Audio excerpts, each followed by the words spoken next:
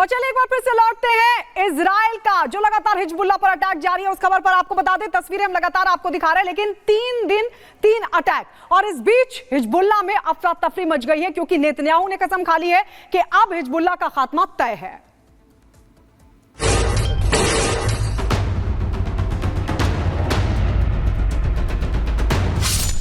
Lebanon पर हमला, एक और युद्ध छिड़ा।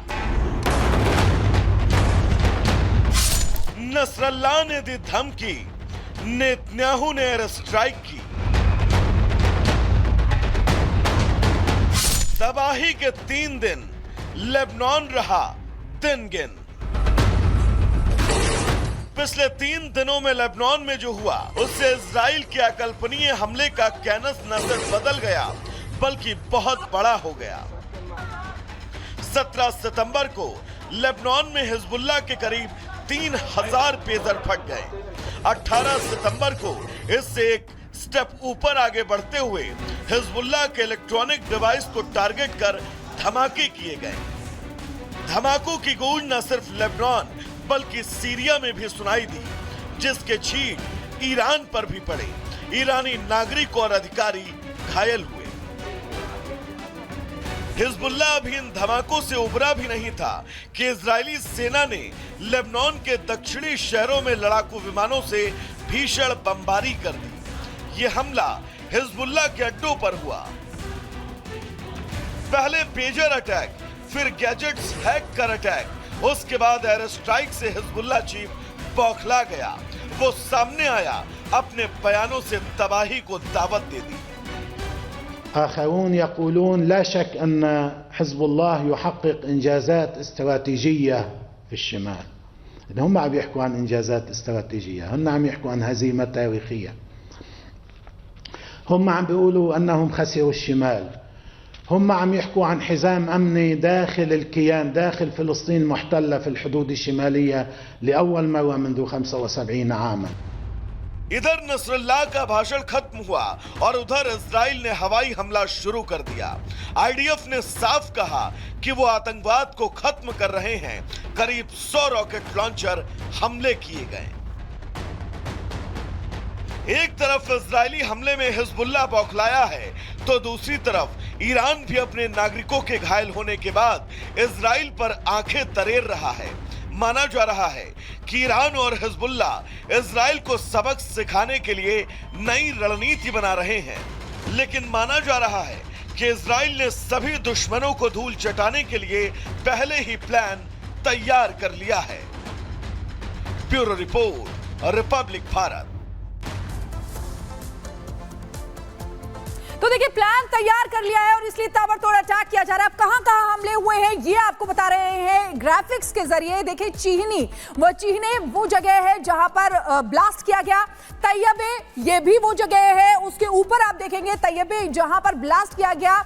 पेजर, वॉकी टॉकी का इस्तेमाल किया गया, मोबाइल का इस्तेमाल किया गया। तो ये वो जगह है जिनको निशाना बनाया जा रहा है। मीस अल जबल यहां पर भी हमला किया गया।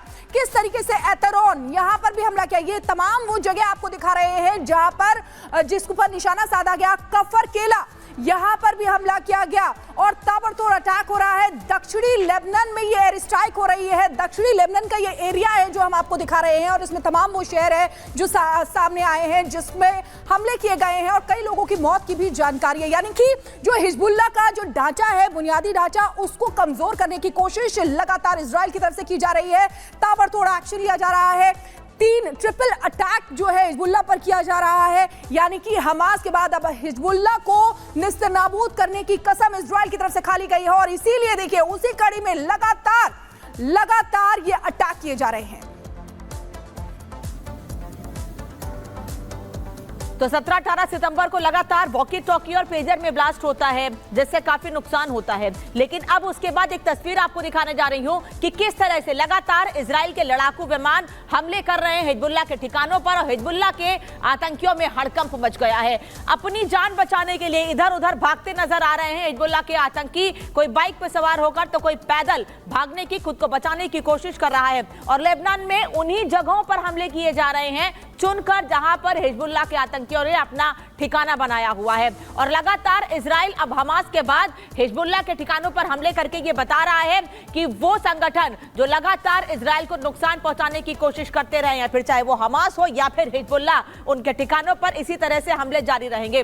तस्वीरें आपको दिखाते हैं कि कैसे एयर स्ट्राइक के जरिए हिजबुल्लाह के ठिकानों पर लगातार हमले हो रहे हैं और उन हमलों में नुकसान सिर्फ और सिर्फ हिजबुल्लाह के आतंकियों को नुकसान पहुंचाना ही है। इस बीच ये तस्वीर आपके सामने हम रख रहे हैं कि किस तरह से लेबनान के इलाकों में जहां पर हिजबुल्लाह के आतंकियों का ठिकाना है, वहां पर हमले के बाद ये सभी आतंकी खुद को बचाने के लिए इधर उधर भागते हुए फिर रहे हैं और इजराइल के हमले रुकने का नाम नहीं ले रहे हैं।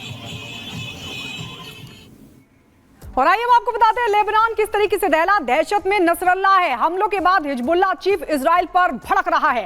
हसन नसरल्लाह ने इजराइल को दोषी ठहराया। हमलों के पीछे इजरायली सेना के होने का आरोप भी लगाया। हिजबुल्लाह ने इजराइल से बदला लेने की कसम खा ली है। इजरायली दुश्मन ने कई पेजर को निशाना बनाया है। आपको बता दें कि दुश्मन ने वास्तव में सभी हदों को पार कर लिया, यह भी नसरल्लाह की तरफ से कहा गया है। तो जिस तरीके से अटैक हुए हैं, पेजर अटैक हुआ, वॉकी टॉकी से सीधे ब्लास्ट किए गए, उसके बाद अब एयर स्ट्राइक हो रही है। उसके बाद आपको बता दें हिजबुल्लाह अब पूरी तरीके से बौखला गया है, भड़क उठा है और वो सीधे तौर पर इजराइल को, आईडीएफ को इसके लिए जिम्मेदार बता रहा है।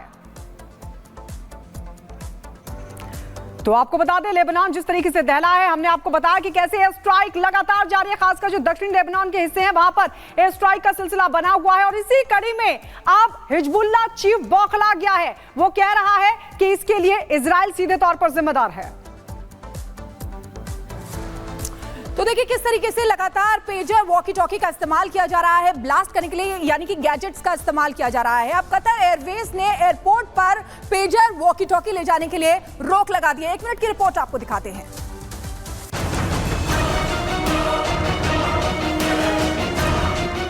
कतर एयरवेज ने बेरूत के रफीक हारिल इंटरनेशनल एयरपोर्ट से उड़ान भरने वाले यात्रियों के लिए एक एडवाइजरी जारी की है। इस एडवाइजरी में रफीक हारिल इंटरनेशनल एयरपोर्ट से उड़ान भरने वाले सभी यात्रियों को विमान में पेजर और वॉकी टॉकी ले जाने पर प्रतिबंध लगा दिया गया है। ये प्रतिबंध चेक किए गए कैरी ऑन सामान और कार्गो दोनों पर लागू होता है।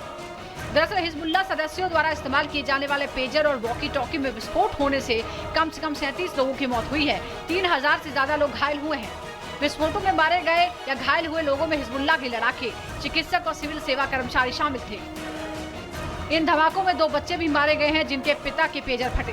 लेबनान ने बेरूत हवाई अड्डे से अपनी उड़ानों में वॉकी टॉकी और पेजर पर प्रतिबंध लगा दिया है, क्योंकि उसे डर है कि लोग अपनी जेब में बम लेकर चल रहे हैं। Bureau report.